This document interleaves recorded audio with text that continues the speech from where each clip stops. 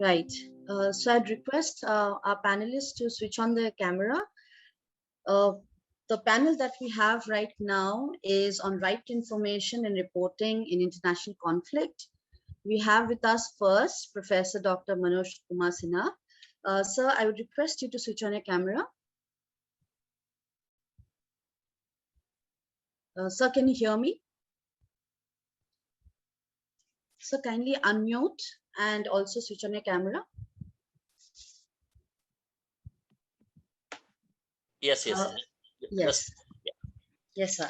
So, since we have already been postponed by 10 minutes, but yet I'll just have a brief, a little bit of correction, because when we took sir's name in the program schedule, there's a slight change now. So we have Professor Dr. Manoj Kumar Sinha, who is a director of Indian Law Institute, India, and sir is on leave from the West Bengal National University of Judicial Sciences. Now, the panel that we, kind of customize is right to information and reporting, two important things in international conflict. And though they are two distinct things, yet they are corresponding and very pertinent. So this panel is scheduled to discuss on all of these matters and highlight on some very significant points. So I'll start off with Professor Manoj Kumar Sinha. Sir, we would go with 10 minutes, 10 to 12 minutes. All right. Thank you very much. Like not 10. Fine, I understand. Thank you very much, and for Ganguly, I'm Ananath Ganguly, for giving me a chance. Let me, if I go by the broad theme of the conference for this particular session, I would like to attempt with the three perspectives. The first is the Constitution, and then second is the international human rights law, and I leave it to the international humanitarian law to my other younger colleagues. They are there to speak, but I'll touch upon the international humanitarian law as such. So right to information and reporting in time of conflict. So when we look into the Constitution, under the Indian Constitution, if you go into the Article 19 of the Indian Constitution, which clearly says that people have a right to, right to see information, is very much integral part of the Article 19 of the Indian Constitution. But when I start looking into Article 19 along with the Article 352 of the Indian Constitution, so basically conflict means external, external war, external aggression, armed rebellion, that is there. So whether the Article 19 remains active in the time of the war, chances of reporting is possible, or it limits in the time of conflict, in time of war or something. So when I read Article 19 in conjunction with the Article 352 of the Constitution, so I see that once emergency is declared, and in Indian scenario, we had three occasions where national emergency was imposed. The first was the Indo-China War in 1962. The second was in the 1971. In both occasions, it was more on the war ground. So there are three grounds under the Article 352. But third occasion was the internal disturbance in 1975 and 1977. We were there. So once national emergency is imposed, so what we witnessed in our country, that president can suspend Article 350, entire Article 19 can be limited in time of state of emergency. So Article 358 gives power to suspension of the enforcement of Article 19. So in time of conflict, in time of war, in time of external aggression, the right is limited. Like a state has a supreme power in that particular time. And 359 talks about the suspension of the enforcement of entire fundamental rights. But after 44th constitutional amendment, we see there are two important rights which remains active, that is Article 20 and 21. That changes has come into the 1978. So this right, which we have a right, but state controls in time of conflict. So conflict gives extraordinary power to the state. So we have to look into that. Then I take you to the international human rights law. And what we see, what we have under the Article 19, similar provision we see under the Article 19 of the Universal Declaration of Human Rights, which says everyone has the right to freedom of opinion and expression. This right includes freedom to hold opinions without interference and to receive. When we look Article 19 of the Universal Declaration of Human Rights And then I take you to the another important instrument, that is the Article 19 of the International Covenant on Civil and Political Rights.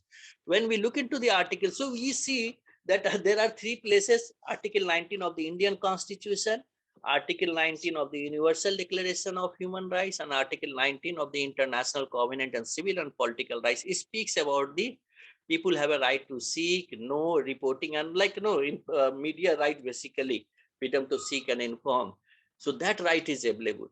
But again, under the International Covenant on Civil and Political Rights, it allows a state, under the International Covenant on Civil and Political Rights, it allows a state to suspend the enforcement of certain rights in time of conflict. So I take conflict means war. The term has been used like in an extraordinary situation, extreme situation where existence of the state is in a question, the state can suspend. And even under the international human rights, Article 19 can be suspended. So we see there is a regulation. So our right is limited. The way, if I say we have a right to know what is happening in Afghanistan, what is happening in Somalia, and somebody has to go there. So under international, but these reporting are to be taken place in time of extreme situation. In the moment you say conflict means it may be in twofold or two types: internal or external conflict. So even in internal conflict, state regulates the media people, not to go there, reporting a foreign, reporters are not allowed to visit one particular part of the country. So we see state has an upper hand. The first question which we have to understand is state has a upper hand in time of the conflict time to regulate, and that power they derive from the constitution, and unfortunately through the international human rights instrument also allows it. So some way very limited freedom as an individual or human being is there. That is the one situation. Now we come to the how international humanitarian law, which I leave it to my other friends to speak later on. When we look into the international humanitarian law, war reporting is very dangerous. War reporting is very dangerous. Still, there are a lot of people, sense of professional duty. Many journalists and media professionals make the courageous choice to go to the conflict zones. So people there are certain people we see every day in the BBC now what is happening in Afghanistan, but whether they have protected, where they are permitted by the state. Of course, the Afghanistani government permitted them. That is the reason they are there and they are reporting. They are able to report, but they are covering a lot of risks. So as to tell this, so because of them, we come to know about the stories of what is happening in the Afghanistan currently. Immediately it has been reported in Indian channels and also in BBC, CNN, what happened day before yesterday, bomb blast which take place. And that is called amidst this so-called fog of war, they play a vital role in keeping the world informed and ensuring that our responses are based on the facts and truth unfolding on the ground. So we know, because those who go there, and this is a very so now the conflict zone they are reporting. So when we look into the international humanitarian law, journalists in armed conflict should be considered as a civilians, and therefore afforded the protection to which civilians are entitled. So journalists are considered as civilians, so civilians have a protection. So under international humanitarian law, one of the fundamental principle of distinctions mean who belligerents can kill, whom target military targets. So military should not target the civilians. Civilian civilian location or civilians should not be target of there. So entire Geneva Convention 4, which talks about the protection of civilian, comes into the picture. So journalists in one way protected because they are also treated as a civilians. There is another, journalist also becomes prisoners of war. That point I'll say. So there are two, basically in entire international humanitarian law, you find a simple or liberal interpretation. We bring journalists as a civilian, so they have entire protection. And then there's a new term is there, embedded journalists. So they are not authorized embedded journalists. They go on their own, whether they have a protection or not. That is we have to say unless they are accredited by the country, then they have a protection. Otherwise, they have a protection as a civilian. So they will be protected anyway. So there are two articles only under the international humanitarian law. One is Article 4A4, 4A4 of Geneva Convention 3. Geneva Convention 3, Article 4A4 of Geneva Convention 3, which talks about the prisoners of war. So, a 4A4 recognizes and protects war correspondent. So this term is war correspondent. So under international humanitarian law, so that is the Geneva Convention 3, which says war correspondent. So war correspondent, like members of armed forces can allow if they are accredited. So they will go there along with the armed forces, and they will be there. If they are detained by the enemy forces, they will be given prisoners of war treatment. So they will be treated like the way prisoners of war. So if the Indian forces is fighting with the another state, but and then war correspondent has been recognized, and they are also going. First, they are not target of the they should not be targeted. War correspondent and other civilians should not be targeted.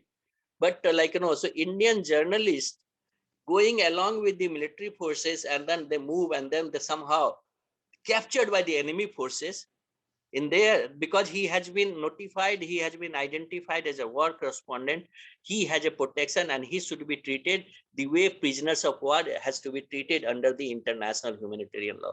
Killing of war correspondent, harming of the war correspondent will amount to the grave breaches of the Geneva Convention, even third grave breaches of the Geneva Convention, and that can also qualify for the war crimes. The another important. I'll just interrupt. We'll just have 2 more minutes. All right. So the another important provision is the Article 79 of the Geneva Additional Protocol 1. Article 79, which gives more than a civilian. So there is civilian. So we have to make an international humanitarian law distinction between the war correspondent and civilian, that is the also journalist. Article 79 talks about the journalist, and Article 4A4 talks about the war correspondent.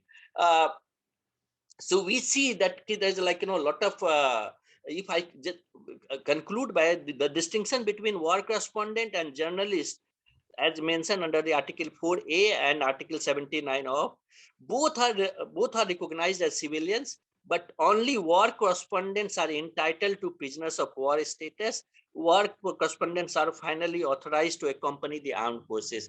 See, and as I said, there's a new term, embedded journalist, which started appearing in the international law during the 2003 war. So I see that there is an upper hand of the state in time of the conflict, which we have looked into the constitution and under the international human rights law, and little bit I have discussed about the international. Thank you so much, sir, to maintain the time.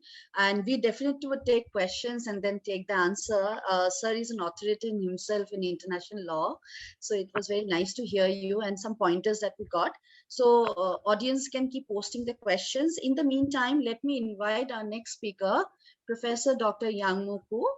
Sir is an associate professor of political science and also associate director of the Peace and War Center, Norwich University. So, sir, we'll take 7 to 8 minutes. Thank you, sir. Okay, thank you, Dr. Kyung-Go Lee. I'm so honored to give a brief presentation on North Korea's oversensitivity to free information flow, and just the international community's effective approach to North Korean society at this convention. So thank you so much for just giving me this great opportunity. As you know, in the recent world history, it is unprecedented that 3 generational dictators have ruled a nation. With the support from the Soviet Union, Kim Il-sung founded North Korea, officially named the Democratic People's Republic of Korea, DPRK, in 1948, and governed the nation until his death in July 1994. So his son, Kim Jong-il, took over power starting in the early 1980s and ruled North Korea until December 2011, and he died. At a young age of 27, Kim Jong-il's son, Kim Jong-un, succeeded the dictatorial leadership and is still ruling the nation right now. So to maintain this autocratic regime, North Korean leaders have made every effort to control information flow in North Korean society. To North Korean dictators, external military pressure and economic sanctions caused by their nuclear and missile challenges or adventurism have been a serious threat to their regime survival and security. But I believe that a more serious threat to their dictatorial rule is potential public uproar to the leadership stemming from economic crisis and political oppression. North Korea has suffered from the harsh economic sanctions imposed by the US and UN Security Council since 2006 when North Korea conducted its first nuclear test. Even though it is painful, North Korean leaders have been able to manage the tough economic situation through China's tacit support. But because of the current pandemic, North Korea had to shut its doors to the outside beginning in January 2020. According to media, this border shutdown has tremendously damaged North Korea's already crippled economy. So the nation is even undergoing a food crisis. What makes this situation more pessimistic is that the global pandemic is not likely to end soon. In this dire circumstance, controlling information flow in North Korean society could be a matter of life and death to North Korean leaders. When you look at the state-controlled North Korean media, such as the Rodong Sinmun, a daily newspaper that many North Koreans regularly read, it is easy to discern that the North Korean government tightly controls information to educate the general public to make them fully obedient to the dictatorial rule. The newspaper articles are filled with propaganda, cult of personality, and misleading information on South Korea, the United States, and other current global political and economic issues. So it is very important for the North Korean leaders to blind North Korean people's eyes and to turn people's complaints caused by its ineffective governance to the outside countries and outside area. One significant example showing this endeavor is to enact anti-reactionary thought law that inflicts strict fines and prison sentences on anyone in the country caught enjoying South Korean entertainment or copying the way South Korean speaks. So people can be imprisoned for 15 years because of the consumption of those external information and drama and other kind of just the dramas. Anyone caught importing banned material from South Korea faces life imprisonment, while those who import the same items from the US or Japan could face death. Also, tuning foreign radio is a serious crime in North Korean society. Another example that shows North Korean government oversensitivity to free information flow was to explode in the Korean liaison office in June 2020, last year, in retaliation for the South Korean government that allowed North Korean defectors to send propaganda leaflets into the North via huge balloons. The liaison office was established in 2018 in the Kaesong Industrial Park, just north of the demilitarized zone. Many North Korean defectors have aspired to have more balanced external information flow into the North Korean society through those balloons and radio broadcastings. These acts have been a headache to North Korean leaders who want to tightly control information for their dictatorial rule. A big controversy related to this incident was for the South Korean government to enact a law to ban the sending of anti-Pyongyang leaflets into North Korea in December 2020. So a lot of North Korean, the civil rights groups in South Korea and North Korean defectors, they aspired to send anti-Pyongyang leaflets into North Korea to educate, to give more balanced information to North Korean people through sending the big balloons. That balloons included USBs and just the DVDs and containing Korean just the dramas and news programs and information, all those things.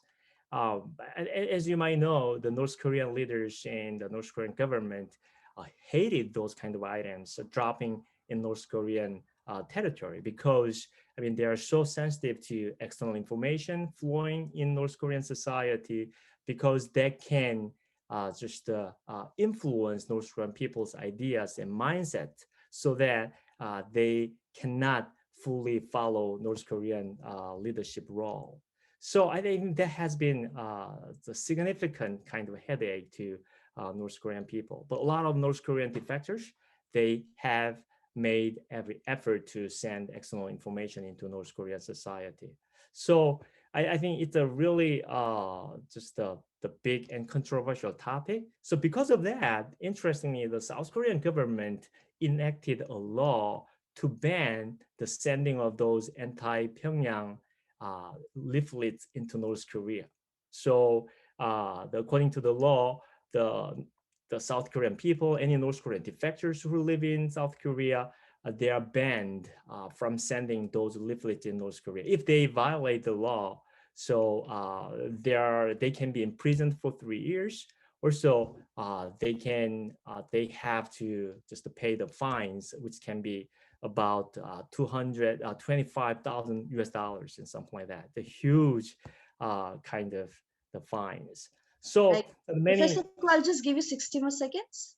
Okay, so having said that, it is painful to watch that such a kind of ridiculous and three-generational autocratic regime continues to rule North Korean society. And many North Koreans suffer from the absence of freedom, political suppression, and economic crisis. So it is imperative for North Korea to change in terms of its rigid political and economic and ideological system. But putting harsh pressure on North Korea continually could make the regime more rigid and provocative. Continual military pressure, economic sanctions, and forced infiltration of external information into North Korea could cause the North Korean regime to raise tensions on the Korean Peninsula and East Asian region.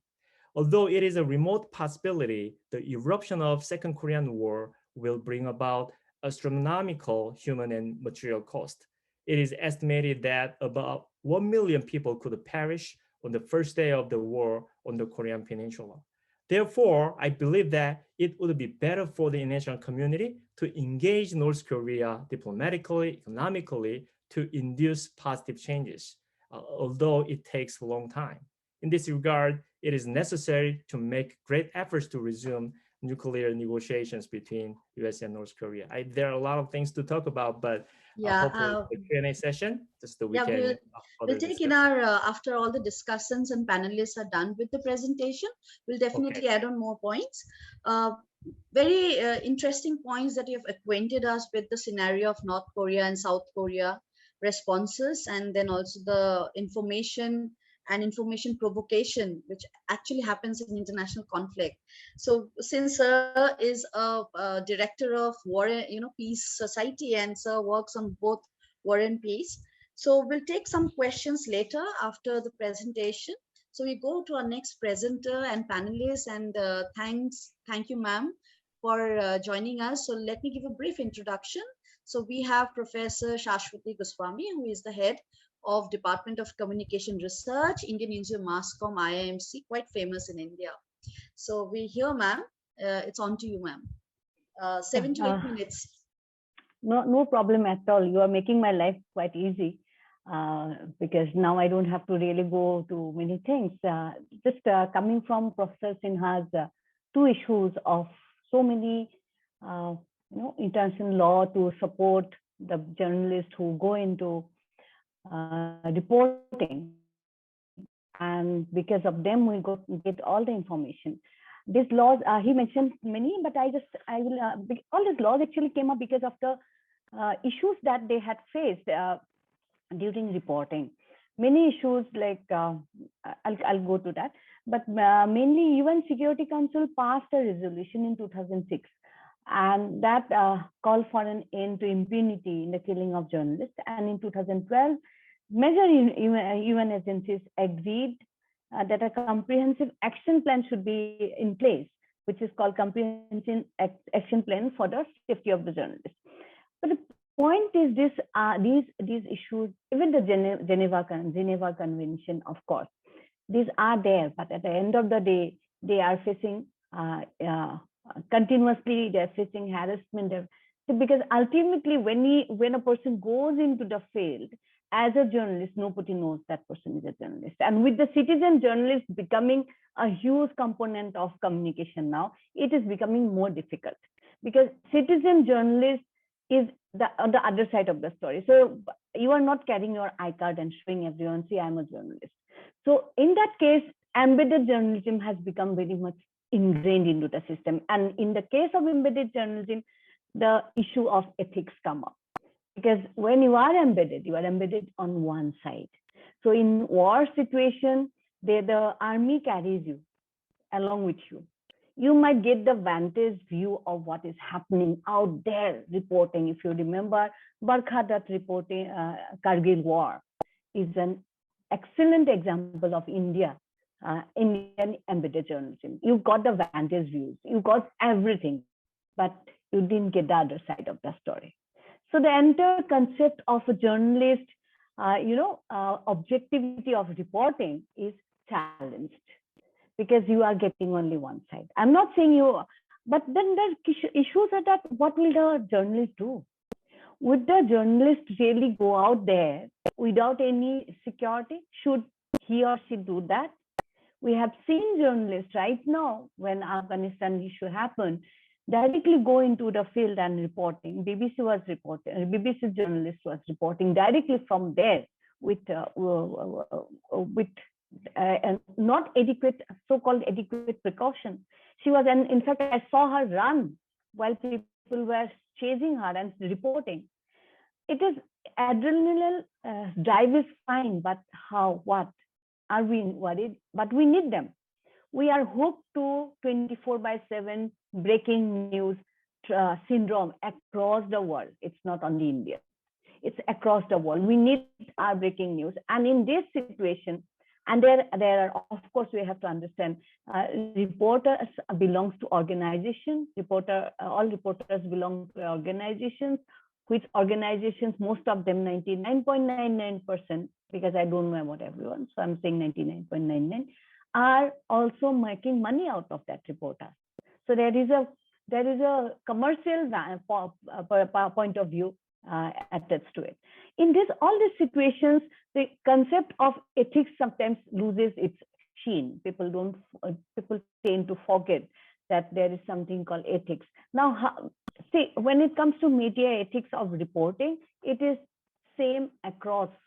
Whether you are reporting a conflict situation, we are talking because of the Afghanistan situation right now. We are mentally thinking about continuously about that situation where there's a war-like situation, unprecedented situation. But conflict is not just in conflict of war. There are human conflicts too. You are reporting flood. You are reporting a disaster. Any sort of disasters are natural conflict, man-made conflict, so many other riots, and so many other things. In that situation, what does a journalist do? First and foremost, I remember all of a sudden, I remember an example of a journalist called Skulk. I forgot his full name. During the civil liberty movement in US, he was photographing with a camera. He was photographing the protest, and a woman fell down because the police was beating her, and he kept away his camera and went out to rescue the woman. Because most of the time we do question the journalist. Someone is hurt and you are just still filming. Martin Luther King came out strongly against it, and he said that in this situation, your cameramanship was more important than becoming a savior, because you were documenting something which has a historical importance. So these are because ethics is not black and white. Ethics is full of gray area. It's actually completely gray with two black and white, small thin lines out there. But in spite of that, certain values which are to be followed by everyone, every journalist, are listed. Other issues of ethics, which like I remember the Fox channel, one reporter of Fox channel, long back when he was, I'm talking about the Afghan war, 2000, the 2000 Afghan war, 2000, early 2000 Afghan war. At that time, he actually carried a gun, and it created a furor in the entire community of journalists and journalism. Or everyone was debating. But the moment you carry a gun, you are showing that you are not secure. That means you are not objective. You are saying that, yes, I'm not secure. That means you are not putting the specific, perspective of one person. This is that was a huge debate in 2007. Actually, many news organizations, they prohibited the journalists from carrying guns in time of war, leave them to themselves, basically. Then, and then another issue that the journalist generally faces, should you get involved into the issue? So most of the time we are talking about objectivity, but we also should remember journalism or my work, for example, should benefit someone. I cannot be so objective that when I see someone in doldrum, I don't take a stand. So yes, a journalist is, for me, I always tell my students that when you do journalism, remember you are doing it for the poor and the marginalized. If they don't benefit from what you are doing, that is not objectivity. Now that is another ethical issue that is raising all over. So objectivity is in the case of Ed Vouliani of Guardian. It's a very interesting story. So he actually testified in the Hague about the crime being committed during the Yugoslavia war, and he got people convicted. So there was other journalists say that is none of your business, but that person, Ed Vouliani, actually got involved in the issue. He got mentally disturbed that people were being killed and mutilated. So he, as a human, then here he lost his touch with maybe the ethics of journalism and became a human being. So do you really ask someone to lose that humanity inside you? Because there were people who protested, who Right, never. Ma'am, I'll just cut your thing to more 30 seconds. Oh, not more than that. So on the other hand, I'm just talking about both the sides. Jonathan Randall of Washington Post, he resisted. He didn't. He showed his card and showed that I am not going to come down and speak about what I had seen, that because here I am objective. So both the sides in ethics and reporters is still being debated, but we need to understand that without ethics, I'm not talking about morality, without ethics, reporting is very difficult. And that is why we see so much of lopsided reporters right now. In India, mostly, we have seen it, and across the world. Thank you so much. Right, ma'am. Like in the first two discussion, we were highlighting on state control of information. You brought a new aspect, that is the ethical reporting or ethical information sharing, where you also talked about the action plan and the embedded journalism. One of the things that I think is very important is mental stress. And also, like you were saying, and I was just recalling one incident, there was a picture of a vulture bird, and there was a child. It's a seminal story. A few days back, I think I read somewhere that why didn't the journalist save the child? What happened? That is why I raised the observation of Martin Luther King. Mental health is another area which can have a full session actually. Right. Mental health of the journalist. We'll definitely take some questions and some more discussion. Now we move forward to our next speaker, Dr. Muhammad Umar. He's a founder advisor for Veera Mantri Center for Peace, Justice and International Law. And a very interesting topic, sir will be talking about, which basically centers on rapporteuring and about discussion on reportage. So let's go with Dr. Umar's speech and delivery. Thank you, Professor Anna. Can you hear me? Yes, all clear. We can Okay, hear. thank you so much. And it is a privilege to be here in such august gathering. Professor Sinha, Professor Koo, Professor Upadhyay, and everyone in the panel. Thank you so much for having me here. Well, I'll just, because I understand the time is limited, so I'll straight away dive into the topic. So we have basically two frameworks coming out. So one is the legal framework. I think Professor Sinha has already laid down the broad guidelines of it. He has told what lies in the Geneva Conventions.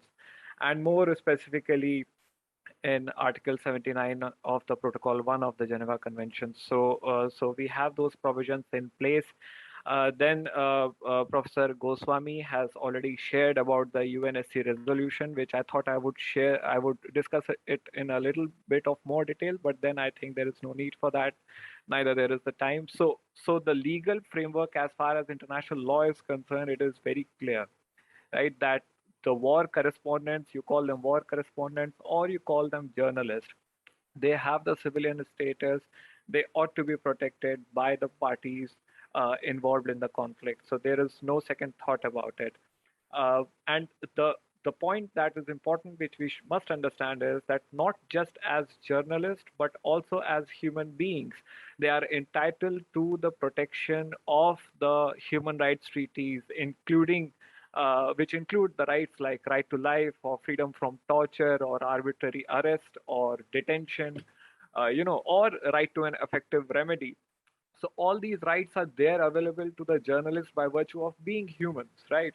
So this is something that we must keep in mind when we are talking about reporting from the conflict areas.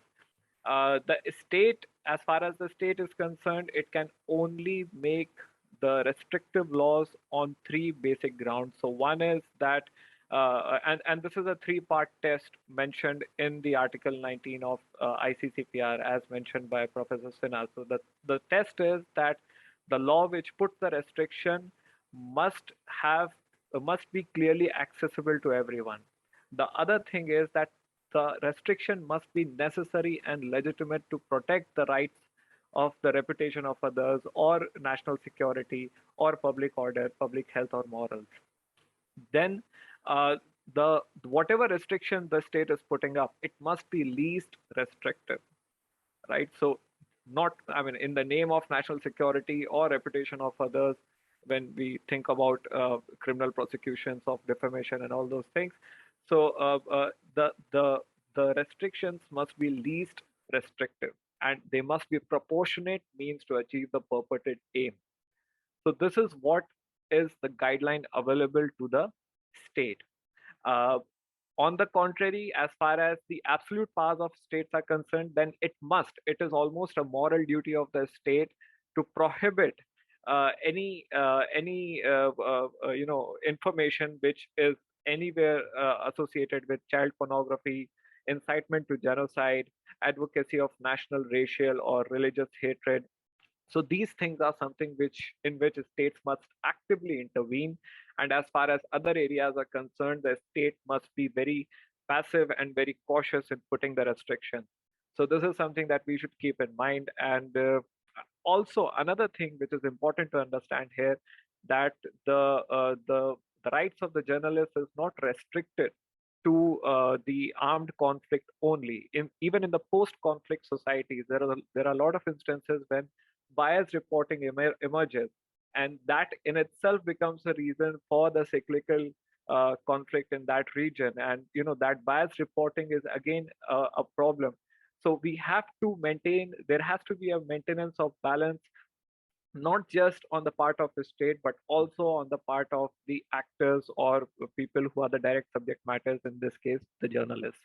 So I would quickly tell you so this was the legal framework, like I said, and as far as the factual framework is concerned, so there have been reports by two of the former special rapporteurs on the promotion and protection of the right to freedom of opinion and expression. So one is Frank LaRue, and the other rapporteur is Ambi Ligabo. So they have been saying that the attacks on journalists not just come from the state, but they also come from the non-state actors, and particularly female journalists face additional risk because and the risk of sexual violence mob-related sexual violence aims and which aims against the journalists, which are female journalists who are covering the public events. And then there is a possibility of sexual abuse in detention or captivity. So there are many gendered aspects to the issue of reporting from the conflict area. So apart from that, as far as the national laws are concerned, especially the laws related to defamation and national security laws, counterterrorism laws, they are also often counterproductive to the extent when they are applied to restrict the freedom of speech and expression of the journalist. So these are the observations that I am sharing with you from those special rapporteurs reports which are submitted to the United Nations. So these have been the observations, and of course, the report concludes that there is a primary responsibility on the state. Of course, the actors are different, like I said, but the primary responsibility lies on the state, that they must be ensuring a full investigation of each case, and they must be prosecuting those responsible for the violations of the aspects that I've just discussed. Also, we should consider the aspect of online journalism, in which there are more and more instances of harassment of online journalists, and digital hacking of their accounts, monitoring of their online archives, online activities, leading to their arbitrary arrests and blocking of the websites. Even some of us are I'll from just India. give you one more minute, Yeah, Dr. Umar. I'm just concluding, Dr. Anna. So online aspect is the other factual framework which we should be including it into. And the final thing that I want to share with you is the aspect of impunity. So these reports in the United Nations by the special rapporteurs, they identify impunity as the biggest challenge. And in their findings, they cite the report by the Committee to Protect Journalists, or CPJ as it is called, which finds out that in 9 out of 10 cases in which journalists are murdered, 9 of the accused, they go scot-free and nothing is done to them. So this is a little problematic, because like Professor Goswami was pointing out, that there's a big problem of impunity, and at many times a state is hand in glove in perpetuating that impunity. And finally, I would just conclude with citing the Declaration of Principles on the Conduct of Journalists by International Federation of Journalists. This was in 1954, and popularly known as Bodok Principle. So it says that there must be a respect for truth, and the right of public to truth is the first duty of the journalist. So whenever, just quickly in 30 seconds, I would recall the case of Danish Siddiqui, who died the tragic death while covering Afghanistan. Around 2 days back, we had a report that it was not the cross-firing which killed him, but in fact, Afghan forces, US-backed Afghan forces had abandoned him, and he was there alone. So that led to his killing. So the aspect of truth, how it is being projected or propagandized in a way, how we can use any vocabulary to put forth this point. So the aspect of truth is very, very crucial in conflict reporting. Thank you so much.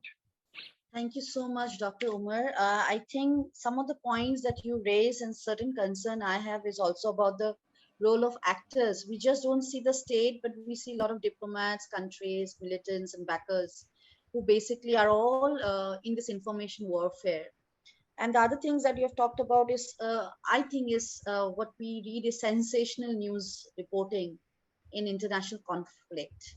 And I think we have the laws and we have the convention and we have a lot of guidelines, but then they are not updated to the times, that the way reporting is changing over the time. So maybe there needs to be, we need to know from the experts that what change can happen over time or is needed, the time needed reforms that should happen there.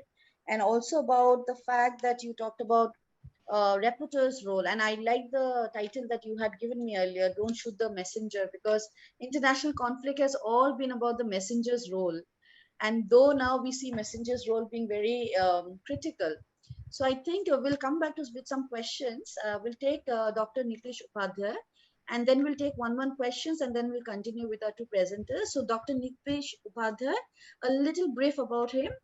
Dr. Nitish Kumar Upadhyay is an associate professor at Galgotias University, India, and he's also the guest faculty at Romania American University, Romania. So Dr. Upadhyay is with us, and I'll leave it to Dr. Upadhyay to discuss his key points. Yes, sir. Good evening, 7 to 8 everyone. minutes. Thanks a lot, Anna ma'am. Today is actually a very hectic day for me. It was a sports day, and I'm in my sports clothes. So it was a tug of war, which I played. And now I'm talking about quite war. Visible. Yeah. So yeah, I hope I'm looking so bad. You can very clearly identify that I played for 6 to 7 hours there in the heat. Anyways, so first of all, a lot of regard to my teacher, Dr. Professor Manoj Kumar Sinha, my colleague Umar, and other panelists. Many of the topics that I have actually planned about embedded journalists, types of journalists, additional protocols, international armed conflict, non-international armed conflict, what are the kind of a protection, when they will be treated as civilian and when they will get a status of prisoners of war. All these I wanted to discuss, but it's already being discussed. So now there is no point discussing them again. What I want to discuss about 2-3 very important aspects of journalism. Whenever there is a loss of a life of a journalist, it's always been seen as a collateral damage to a war. So most of the time, the country which is responsible for this killing says that it was just a collateral damage because we were not knowing, or the kind of a force that we used was a proportional to the military necessity or military advantage that we were seeking. So we should be caught free in this particular killing because we'd never intended for it. Whereas we see that because there are sometimes these journalists do a very good job by giving the true picture. So I say that these are journalists do two kind of a job. One, they report war, and other is they initiate and create chances of peace. So they show all the good things that are happening around. In fact, there is war, but yes, there is, let's take there is somebody is helping a horrific combat person who cannot participate in a war. So they do these dual job. One is to give a clear picture of a war where everybody is talking about killing, bombarding, and all those things. And other times when they are talking about peace, that whether there are peace talks going on, what are the probability, what people want, and all those things happen. The only problem arises as soon as if it's an international armed conflict, the other country, and if it's a non-international armed conflict, the non-international armed conflict group find them going against their mandates. So if they find that your version of story is suiting them, is perfectly all right. But if you find that you are showing a side which they don't want the world to know about, they will attack on you. And most of the time, if we see, there are more than 1,000 deaths in last 20 years in international and non-international armed conflict around the world in terms of when you say journalists. It's always been prohibited to attack civilian population. So if you are a journalist, you are a correspondent, not a war correspondent, then you are a civilian. Your radio channel, your van, all those things will not be to be attacked, because this is not giving you any military advantage. Whereas if you are a war correspondent, after arrest, you will get a status of a prisoner of war. There is one thing very important, I also, if you see Rwanda case, the role journalism can play, it can incite genocide, it can incite crime against humanity and war crime. And at the same time, if you see, there are instances when good reporting has been done, unbiased reporting has been done, and there have been a situation where peace have taken place after a particular time. IHL says there should be a chance of a friendship after a last bullet is fired. And I hope journalists is one of the very important people to keep that always in their mind, and always the world to be hopeful for that particular thing. It is very important. The one thing that I want to add on is the teaching of international humanitarian laws, not just to law students, to military officers, but I think it should be a part of the core curriculum of everyone, because you never know when a person will be working in a private military army, which has become a very big problem. We have seen in Afghanistan, we have seen in Iraq, we have seen in the recent war between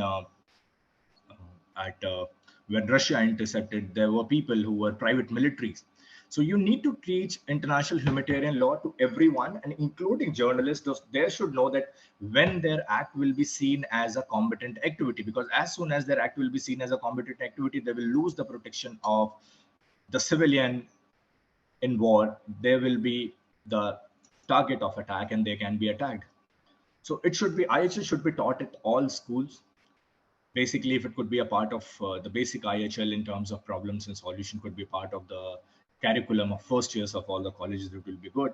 That's just merely a part of suggestion from my side, because if people are not knowing when they will lose their status of a civilian, which extend a lot of protection to them because they will never be attacked, they'll not be taken prisoners of war if they're not carrying arms in open, they are taking part in hostilities, then they should be told all this. They should be knowing this thing, and they should also be knowing the three very basic important essentials of international humanitarian law, that is military necessity, distinction, and proportionality. Because if you are using excessive force to get a military advantage, then there will be collateral damage, and civilian, including religious people, ICRC staff, and journalists will be killed.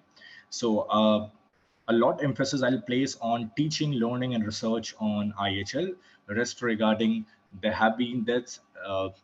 Siddiqui was not the first journalist from India who actually died working on field. There are many war journalists, and as already told by Umar, that there are a special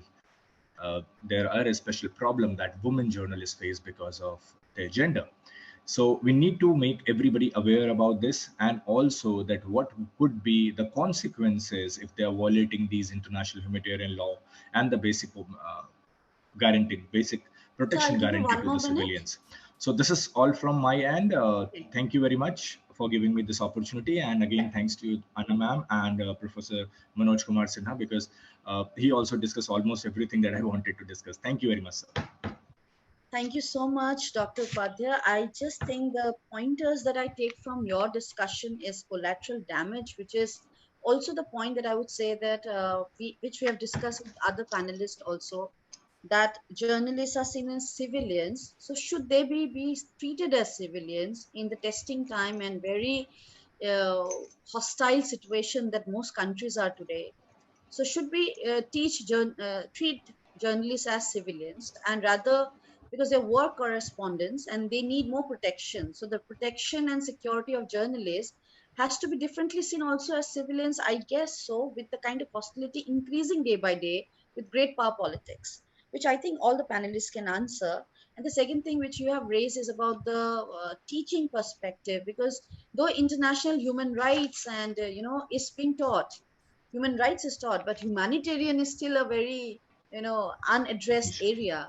And I think what you have raised is central to the point that from school to colleges, we have been teaching a lot of beginning of all this areas like international human rights law and international humanitarian law were initially very, they were understood as two different things, but then they were understood as correspondent things.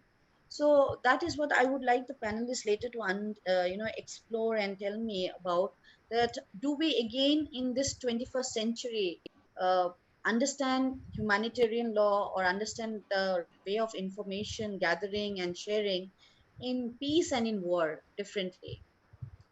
Because during war, as we have seen with many case studies, more insecurity, and the journalists are more, as we see in Siddiqui's case also, were left behind by the state. So state role not only becomes very important, but do we see that peace and war are two different times, or do we see as one?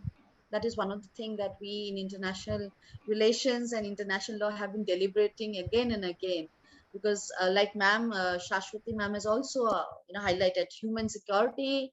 There are other conditions of ethical conduct in coverage of news, not only in conflict but on society.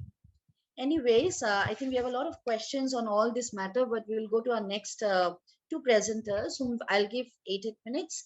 Dr. Juhi Pathak is next, and then we'll take all the questions after Dr. Juhi and Dr. Kriti.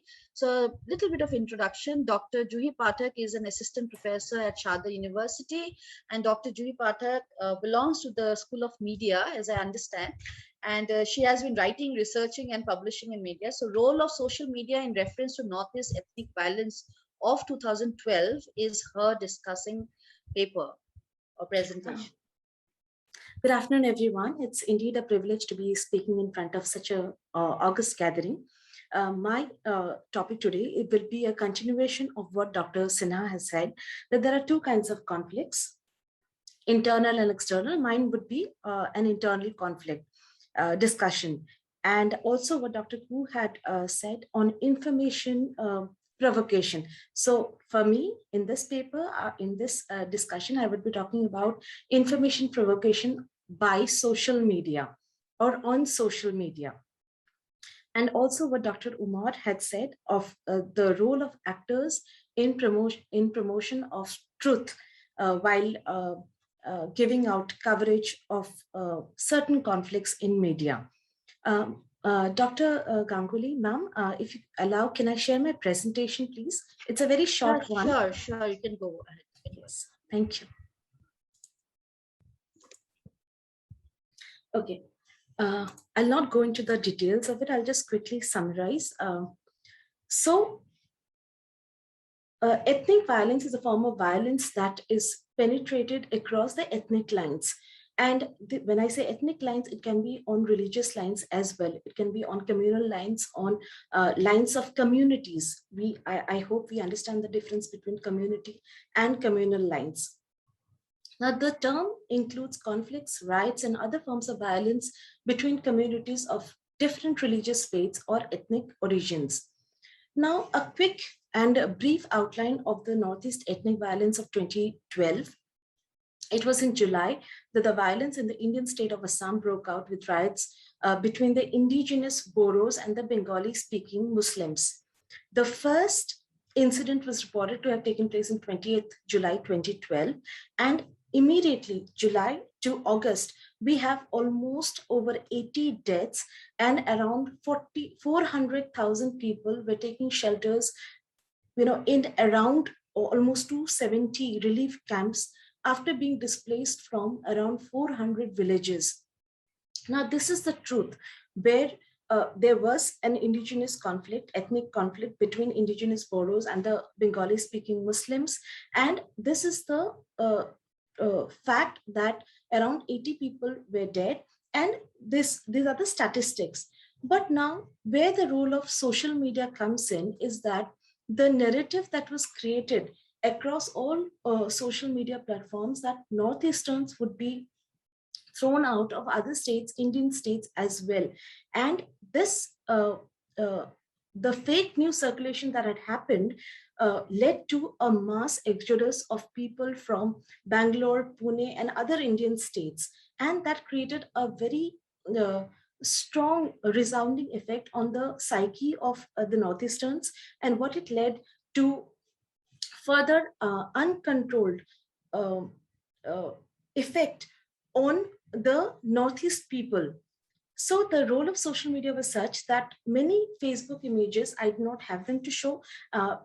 One, because they were taken off the internet, and number two, it would be taking people back to that, again, the emotional state. Now, the much circulated Facebook images were photoshopped. It was found by the Ministry of IT in India back then in 2012, that and they were taken from the Muslims in Burma. And when I say Muslims in Burma, this is the Rohingya case that has been up there from 2010 onwards.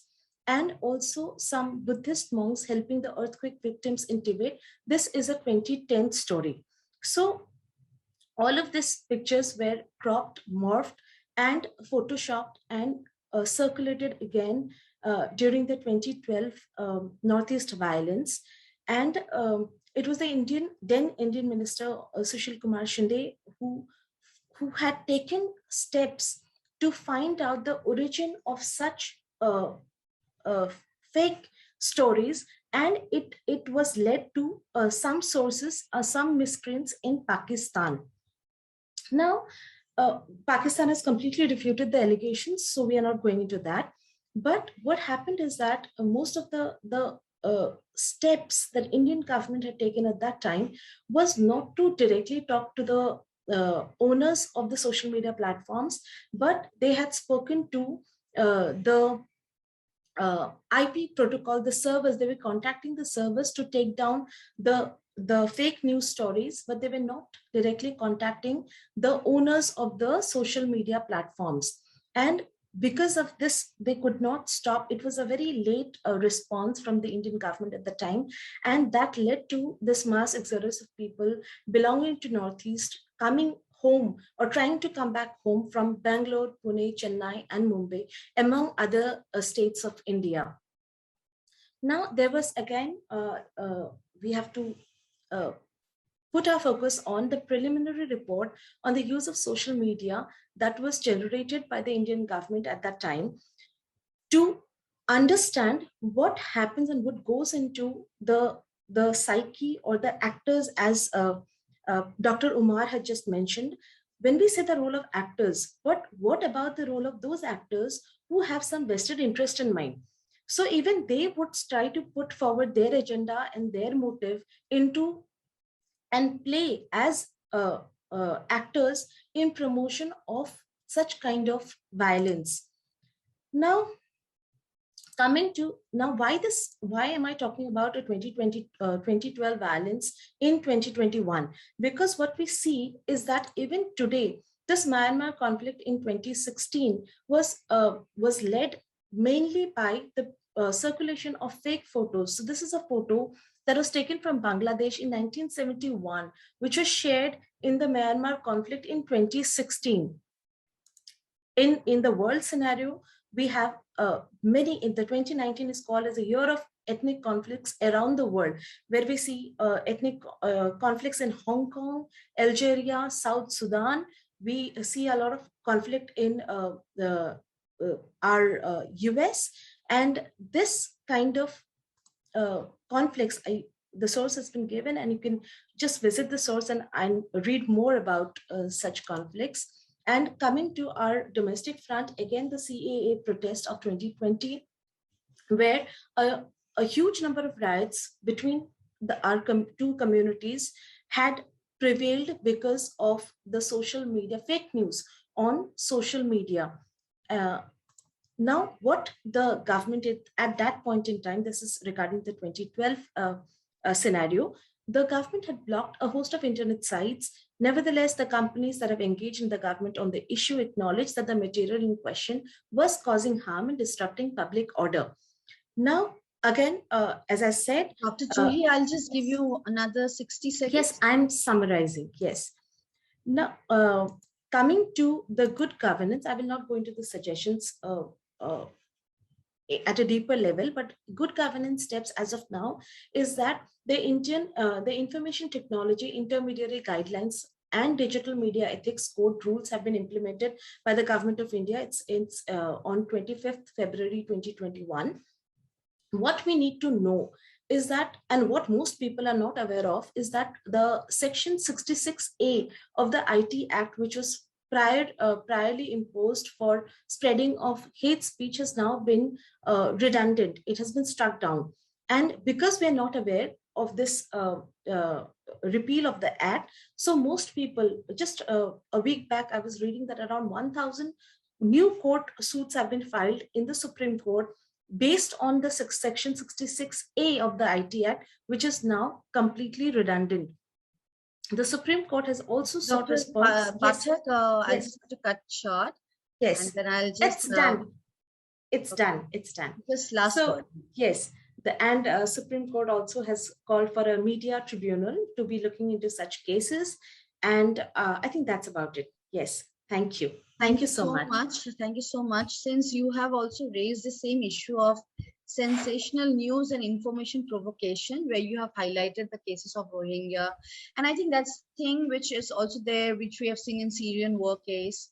We have seen in Vietnam war case, a lot of secrecy information and unsharing information provocation. Yes. So I will be taking some questions that will come from me and from other panelists. So let me bring in Dr. Kriti Singh.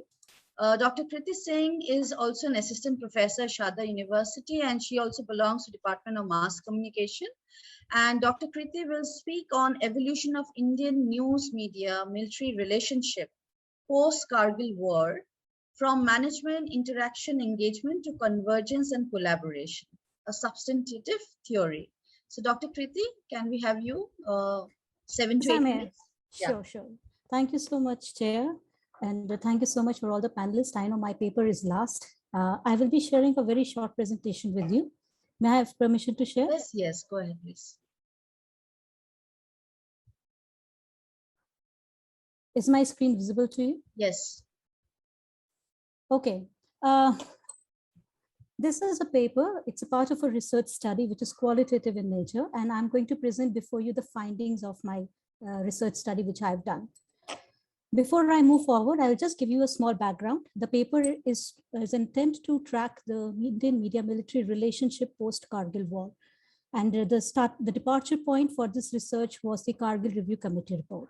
It is a qualitative research study, and the methodology used was grounded theory method by Corbin and Strauss. I'm directly taking you to the substantive theory, which as a researcher, I made an attempt to arrive using GTM. And the core category, which I've identified here, that through my research, was that the relationship, this media-military relationship, is in an evolution stage. We are evolving. And that was clearly based on the terminologies which were identified while I was taking the in-depth interviews of my respondents. These terminologies indicated like managing the media, interacting with the media, and engagement with the media. The phases of the evolution which the research study identified based on the categories and the primary data, which was again the in-depth interviews taken by the respondents, were categorized into following 4 phases. 1, Indian news media military management, Indian news media military relationship from perspective of interaction, then changing into engagement, and then the future possibility seems to be coverage, convergence, and collaboration. Now I'm presenting before you this evolution from a functional approach, where I'm going to provide with you, going to share some of the descriptive finding which supports the substantive theory which the paper has built. These are based on the observations from the primary data.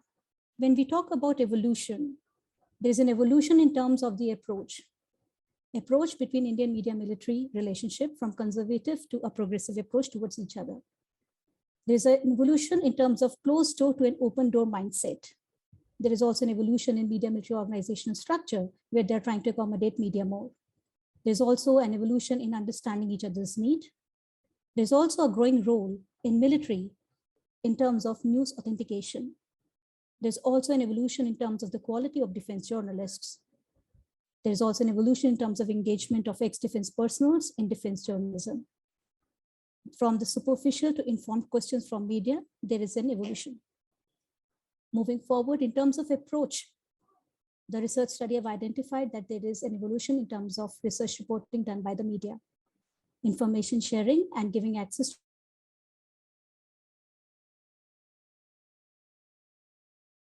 the observations were that from this study, that the overlooking aspirations of the media to understanding the media motivations from the defense perspective. Now, just reporting about the military is not enough. It is also important to understand the military affairs. There's also an acceptance that there are scope of improvement between both the relationships.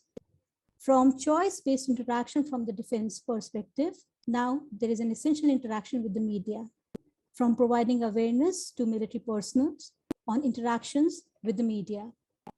There is also evolution in terms of the trust deficit to trust building measures from both the institutions, from using media only for reporting purpose or as used as a force multiplier. Now the military is also using it to set its own agenda. The military has also started understanding the very significance of news media, and it has also started developing information flow model so that a smooth flow of information can happen. One of the important key things that the research study observed that in terms of Indian news media military relationship, social media is going to be a game changer. This brings me to the substantive theory. Based on the primary data and the observation, memo writing in the field notes, this is the substantive theory. The emerging situation demands mainstream media to transform itself from one based on commercial interest to one based on an authority as an opinion leader to provide authentic news to the masses in face of emerging challenges from the social media.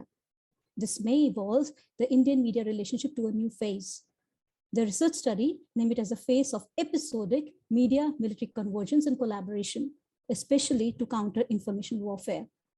In this phase, the hierarchical structures in military may melt away, with multiple narrative occurring at multiple points of interaction, occurring in virtual spaces, will redefine the Indian media-military relationship, leading to episodes of military, media, convergence, and collaborations may be episodic. On the one hand, the military and mainstream news media objective will converge, and the other hand, they will collaborate to counter challenges of information warfare in form of fake news, misinformation, and propaganda. To conclude, Indian media-military relationship is evolving in a positive direction. In the past, the evolution of IMR was gradual. Post-Kargil, we have seen it have developed and evolved in a positive direction. It has progressed from management to interaction to engagement. Further trajectory of MMR, one can see that news media, especially social media, is proving itself to be a game changer in coming times. One can see the impact of social media in present time also. Social media appears to be the disruptive technology in this relationship. The findings of the studies are qualitative in nature, so therefore it cannot be generalized. The respondents for this particular study can be categorized in three categories. One was from the defense background. Second were the civilian officers from Indian Information Service. And third, the defense correspondents themselves. Thank you so much for giving time for my paper. Thank you, Dr. Kriti. I think we finished our presentations timely, so I'll have a good amount of time to discuss. So I'd like to first have a question answered. There's so many questions. Professor Manoj and Professor Manoj Kumar Sinha, can we have you, sir? Can you hear us? Yes, I'm here. Yeah, so my question is that, we see that there are so many conventions and the treaty and judicial decisions are yet contemporary, but the conventions and laws that has been brought in international conflict and more so in coverage of news are mostly those which happened in 19th century and early 20th century, or even maybe prehistoric. 18, 19, and early 20th century. So do you think that there has to be a change in the conventional guidelines and rules, because many things have changed? The scenario, international system has changed, though the game of power politics is same, but then there are more and more players over time. And as we see in war and in international conflict, much of the laws, yet they are there, but they really do not have that kind of benefit, or they do not secure or protect our right to information and both reporting. So what would be your suggestion or your points on that? I take your question in connection with what Umar has spoken, and also Professor Goswami, both so we have conventions and like a human rights instruments, we have international humanitarian law, and same time parallelly what we see that a special rapporteur which he focused on they have always an opportunity to expand or suggest for the guidelines. UN also, General Assembly, Secretary General of the United Nations, Security Council also, they all can play important role.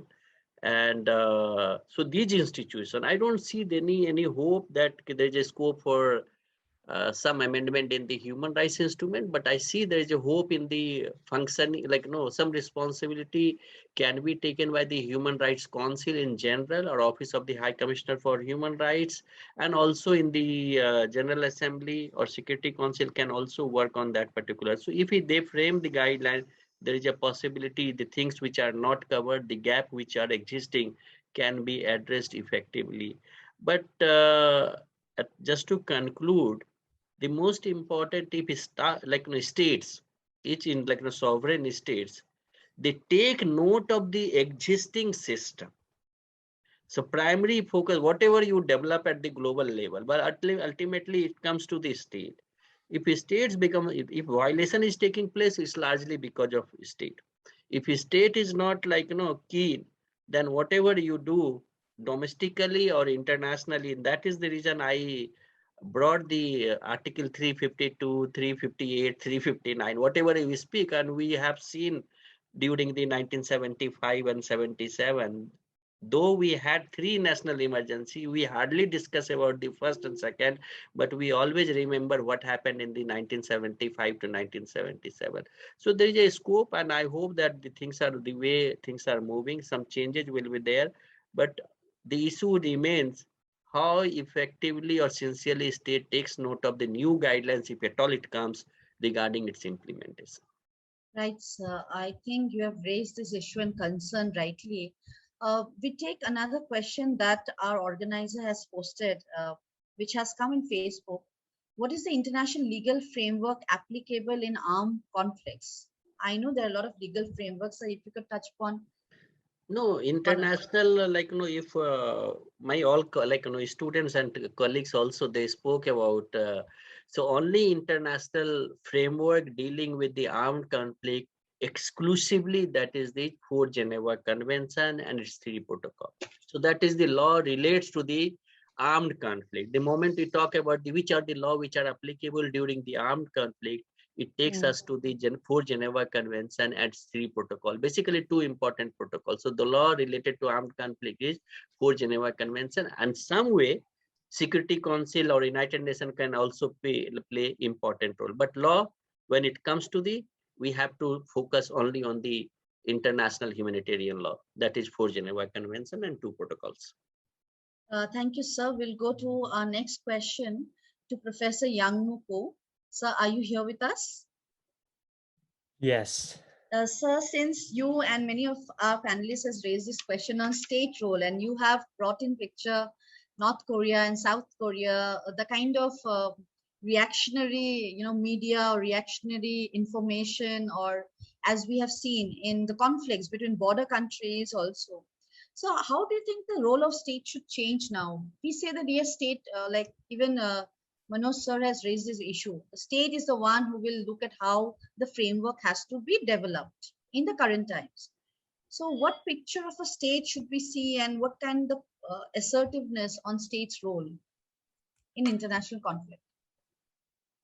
Oh yeah, I mean, that's a pretty just a big question. But I mean, if I just apply that framework, the role of state in international conflict and all those aspects to the Korean Peninsula, that context, especially when I talk about the information provocation, just flowing into North Korea. I mean, as I mentioned, the South Korean government enacted a law to ban the North Korean defectors and any other just the supporting groups in South Korea to send the anti-Pyongyang leaflets into North Korea. I mean, there was a really big controversial issue in South Korea, even in national community. So many of the South Korean the conservatives, they consider that the South Korean government act as a kind of humiliation the vis-a-vis North Korea. And also a lot of international scholars, they just harshly criticize the South Korean government over enacting that law. So that's a violation of the freedom of speech. And so it is kind of act of humiliation to kind of give concessions to North Korean government. So I think you're right. Personally, I feel that was too much for South Korean government to enact the law to ban the sending of the anti-Pyongyang leaflets in North Korea. I mean, that's a kind of a domain of like a civil society and civil society groups in choosing or deciding whether or not they try to infiltrate the information into North Korean society. But yeah, that's my just the basic the perception of that. But considering the Korean Peninsula, I mean, especially military tensions and nuclear issue and missile challenges, and considering the U.S.-China, the rivalry and all those things, I mean, those things can spark the armed conflict on the Korean Peninsula. I mean, so from the South Korean perspective, it was very imperative for the government to reduce the tension level by banning the North Korean defectors to do that kind of act, because the North Korean regime, North Korean the leader, Yeah. So I mean, again, in terms of just the role of the state and in terms of the matter, I mean, the South Korean enactment of the law was too much. But considering the Korean Peninsula and those military conditions and all those tension level that caused by the North Korea and the nuclear missile challenges and all those the geopolitical aspect, it might be understandable for South Korean government to do that. So, right, it's a little bit the ambivalent approach to that issue, but just I'm gonna. Thank you so much, have sir. that kind of So just a quick line, just because I teach comparative politics. And I remember when I was interacting with you, you study South Korea, North Korea, and USA. So where do you think the press is doing a better role, or the state is doing a better role in terms of right to information and reporting? I mean, excuse me, can you, can you? yeah, I just want a comparative, answer. Like, since you are one who's studying USA, South Korea, North Korea, let's take South Korea and USA for that matter. I mean, which of these countries, because both are democratically led countries, which of these countries are performing well in terms of right to information and reporting in international conflict? Because we see controversies here and there on both sides. Yeah, sorry about that. I mean, I just cannot get at your Okay. Thank you yes. so much. Thank you so much, sir. Sorry I'll about go that. to Professor Shashwati, and this is a question that's coming from media. So I see that there is a question, I think, in post in Facebook, that how does the media influence internal and external factors in reporting social conflict? So we understand social conflict and political conflicts are interconnected. Yeah. So we have to, again, going back to what I said earlier, is that we have to remember that media is not something that we make it out to be, like someone who is all out for the benefit of the people. They are industry. Media is an industry, which means a lot of profit and loss involved in it. So the ownership of the media concerned is very critical in how they do the reporting of any event. But when it comes to conflict, right, look at Indian media right now.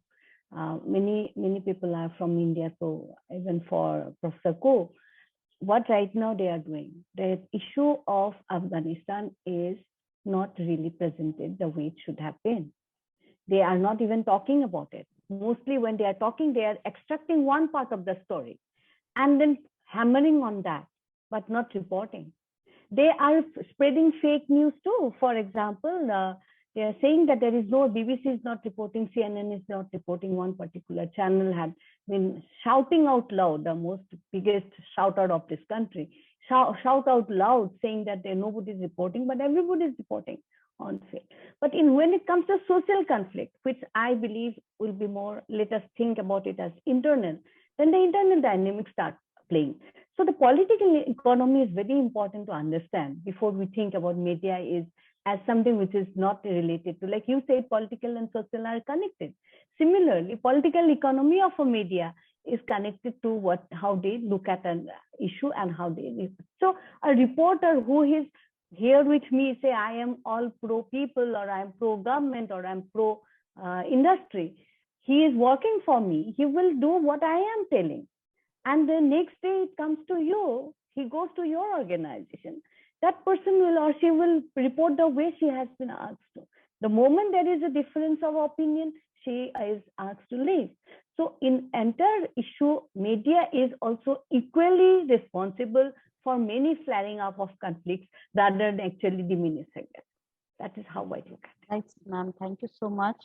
I'll come to Dr. Umar, who of course has talked about legal and other aspects of how information is being there, and sensational news and reporters' responsibility and reporter security as well. I think reporters' security, protection, and responsibility, we are touching upon all the topics here. So Dr. Umar, what do you think is social media right now? Because Dr. Kirti has also written in a presentation one word, disruptive technologies. And I think in international law and reporting, right information, and let's take all of the actors that we see in international relations, now they're all connected to this social media platform. So how do you see that international, right to information, or rather reporting in international conflict, is affected by social media? And what do you think suggests can be the change that we can look at? Well, social media, of course, has become one of the biggest tools, even for revolutions in many countries. But as far as the power of social media is concerned, see, the default position of United Nations, especially special rapporteurs, has been that any attempt by the state to restrict the circulation of ideas, even if it is a fake idea. Let me be very blunt in that. Even if it is a fake idea, but UN, the special rapporteur, sees it with a suspicion, with an air of suspicion that state is perhaps doing something covert in the name of stopping the fake news. It is trying to be more impinging upon the fundamental rights of the citizens. So that is one part of the story. So if we look at the history of Indian laws, especially Section 66A of the Information Technology Act, which has been quite notoriously used by the state. After that was repealed by the Supreme Court, and then still certain arrests were made. The position of the UN authorities has been that the state should not be doing anything to curb the circulation of ideas. So they work on the plane of ideas instead of the good news or the bad news, or a truthful news or a fake news. So that has been the UN's default position. But the experience has been that we have seen more of problems with fake news than any other thing. I mean, it hardly leads to any kind of creativity. It hardly leads. It may be funny at times if it is, if it is made in that way, but it does play a lot of role in violence as well.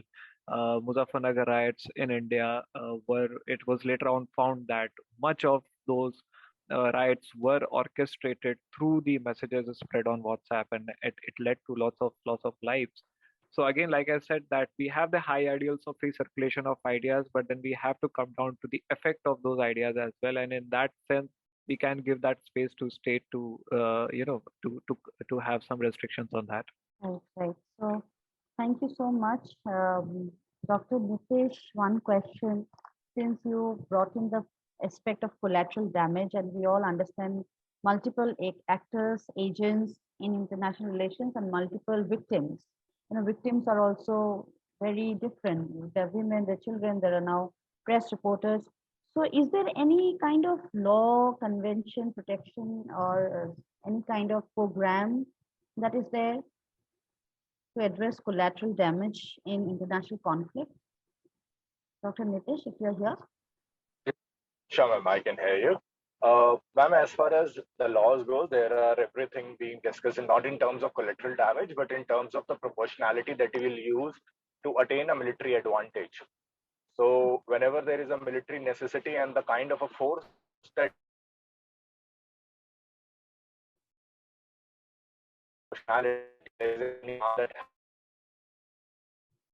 Right. I think there's some network issue with Dr. Nitish. So I'll cut short.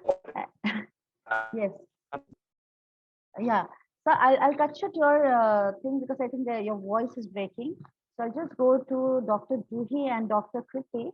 And just because I have only 2-3 minutes to wind up. So Dr. Kriti and Dr. Juhi both, because you are working on specific distinct area. Dr. Juhi is working in, her presentation was about Northeast. Do you think the Assam government right now, or the Northeast government, is working towards, because conflict is quite intense and quite frequent in Northeast India. So do you think there has been, from the side of the state, any responsible measure in addressing conflict? Dr. Anna, here I would like to say that each conflict, even the recent, the Assam and Mizoram clash that we had seen in Northeast. So Assam government is different, and other parts of the state, the entire Northeast region, are different. So I think each, the actors, again, the state and the non-state actors, have to come together to deal and understand with each unique conflict in its own sense. So all conflicts are not on, we cannot generalize that each and every conflict are on the same lines. They are on different lines. And I think here again, the individual state governments and along with the actors have to come together and plan out to resolve the issues. There are a lot of peace talks, and there are other measures also that are going on to curb the conflicts, but it is not something that we can come with one stop solution, or there's not one formula that applies to all of the conflicts. That's my take on it. You believe that there are peace measures and some developments. Yes, right. Yes. Okay. Dr. Kriti, quickly we will take your answer because you work in media, and I know that. So I think you work in armed forces, you work with a lot of writings on how the armed forces are also addressing many issues related to Indian politics or whatever. So I just want to know that do you think the contradiction between armed forces and the Indian government in terms of international conflict, do you think there is now some kind of convergence or divergence still going on? It depends who's talking. If it is a man in uniform who is authorized to speak, will speak what is the government starts. But if he's a man who have hanged his uniform and he's an ex-serviceman, so probably while he's speaking, there will be a lot of influence of the mother organization. But in this research, I have seen that there have been a lot of information which I got from my primary data, which was to an extent not to be shared in public, was given away by few veterans. So it's something which does not have a straight answer to it, and it depends completely on the position of the person who's speaking and at what point in time, in uniform or who is an ex-serviceman. Thank you. Very interesting. Last note, things change as per our circumstances and our position.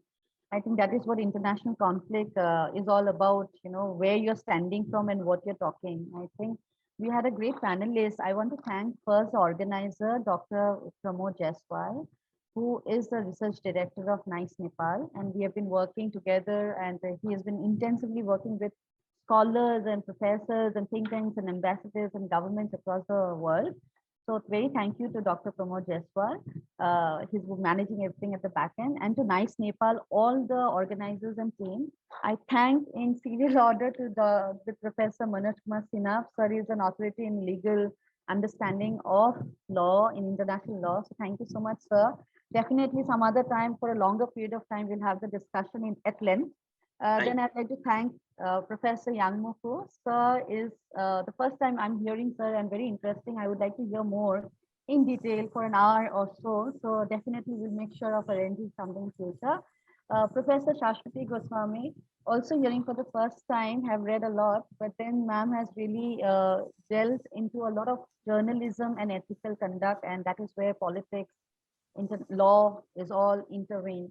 I think that's very interesting discourse. We need to hear more over time. Dr. Umar is also someone who is researching, writing a lot in international law and human rights. And it was very encouraging from him to start this session and think of a panel like that. So we started off with Dr. Umar first, who really consented. So thank you so much for encouraging me to delve on this panel. We hardly see panels on this matter too much in international conventions also. So thank you so much, Dr. Umar. Dr. Nitish Upadhyay, also who works on human rights and international law. And Dr. Nitish has also agreed to be a part of a panel. Dr. Juhi and Dr. Kriti has always been there as part of my friends and colleagues. Coincidentally, their presentation was in my panel. So I really like that my friends are here to speak on certain issues, and we'll meet again. So thank you so much to all the panelists and experts in international law and human rights law. Thank you so much. Distinguished Chair, speakers, ladies and gentlemen, as we have come to the end of this session, we would like to express a sincere gratitude and thanks to the Chair for agreeing to chair and moderate the session today. Our sincere thanks also goes to all the speakers for being a part of the event and delivering such comprehensive and convincing presentations. We would like to acknowledge our gratitude to our friends from the diplomatic community, experts, academia, media, and different organizations. Finally, we must also mention our deep sense of appreciation for the audience who participated in the webinar and those who are watching us live. Thank you for your valuable time and attention, and for making this session productive with your questions. Once again, we are truly honored to have you all with us today. Please do join us in the next session. Thank you so much.